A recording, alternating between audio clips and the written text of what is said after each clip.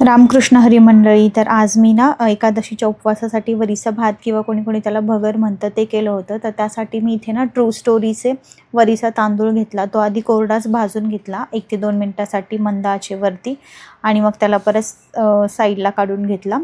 आणि त्याच्यानंतर मग परत त्याच पातेल्यामध्ये 1 चमचा तूप घेतलं, त्यात मिरचीचे तुकडे टाकले, त्याच्यानंतर बटाट्याच्या बारीक बारीक फोडी करून टाकलं, जिरं टाकलं आणि हे चांगलं परत भाजून घेतलं, तुपामध्ये परतून घेतला आणि त्यानंतर परत वरीचा तोच तांदूळ भाजलेला तांदूळ घालून परत एकदा जरा अर्ध्या मिनटासाठी परतून घेतलं आणि त्यात मी गरम पाणी हे चांगलं छान परतून झाल्यानंतर त्यात परत आणि गरम पाणी घातलं, जरा सैंधव मीठ घातलं आणि बस त्याला मस्त छान मग परत झाकण ठेवून शिजून द्यायचं. तर आज तुम्ही काय केलं उपवासासाठी हे मला नक्की सांगा आणि तुम्हाला ही रेसिपी कशी वाटली हे पण कमेंट करून सांगा.